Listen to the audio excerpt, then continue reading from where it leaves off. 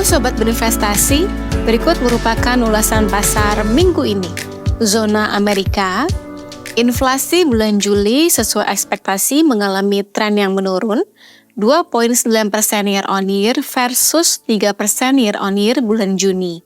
Sedangkan secara bulanan tumbuh 0,2% month on month versus minus 0,1% month on month bulan Juni. Data penjualan retail bulan Juli masih dapat tumbuh 1% secara bulanan versus minus 0,2% month on month bulan Juni. Pekan ini akan dirilis hasil pertemuan The Fed bulan Juli, serta pimpinan The Fed akan memberikan outlook terkait perekonomian Amerika Serikat di Simposium Jackson Hole. Pidato pimpinan The Fed seharusnya tidak terlalu berbeda dengan ekspektasi pasar yang memproyeksikan bahwa akan ada penurunan suku bunga acuan di bulan September, serta potensi menginfokan atas adanya soft landing, bukan resesi ekonomi, karena data-data perekonomian yang ada masih menunjukkan penguatan, seperti pertumbuhan bulanan penjualan retail bulan Juli.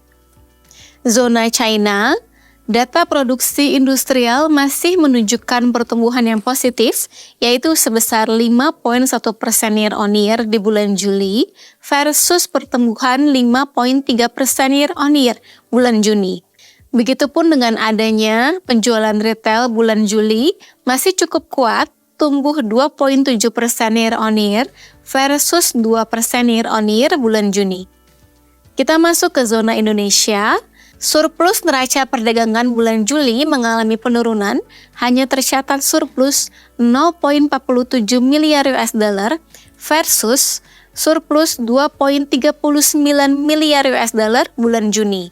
Penurunan surplus lebih disebabkan oleh aktivitas impor yang mengalami peningkatan atau tumbuh 11,07% year on year bulan Juli versus pertumbuhan 7,58% year on year bulan Juni. Presiden Jokowi telah merilis postur APBN di tahun 2025.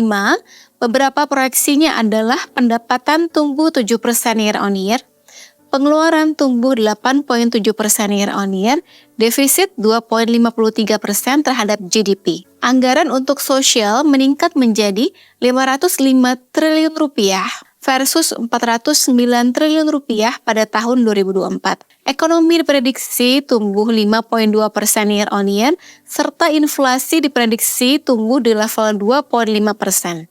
Data-data yang akan dirilis pekan ini adalah Bank Indonesia akan membahas kebijakan moneter yang diprediksi tidak ada perubahan suku bunga acuan. Selain itu, akan dirilis pula data pertumbuhan kredit bulan Juli yang diprediksi tumbuh 12,4% year on year versus 12,36% year on year bulan Juni. Pertumbuhan suplai uang yang masuk dalam kategori M2 untuk bulan Juli pada bulan Juni mengalami pertumbuhan 7,8% year on year. Aktivitas ekonomi masyarakat masih dalam tren yang positif bila pertumbuhan suplai uang M2 masih cukup kuat.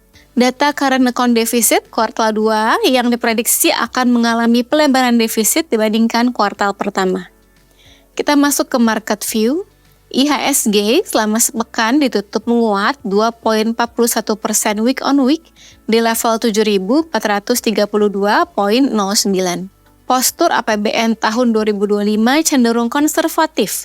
Di tengah isu defisit akan melebar, ternyata defisit APBN terhadap GDP cenderung terkendali di level 2,53% terhadap GDP, yang seharusnya positif bagi pasar. Selain itu, pekan ini akan dirilis pula data pertumbuhan kredit di bulan Juli, yang diprediksi masih cukup kuat atau tumbuh 12,4% year on year. Dari global, pimpinan The Fed akan memberikan pidato yang ekspektasinya akan menenangkan pasar bahwa isu resesi ekonomi Amerika Serikat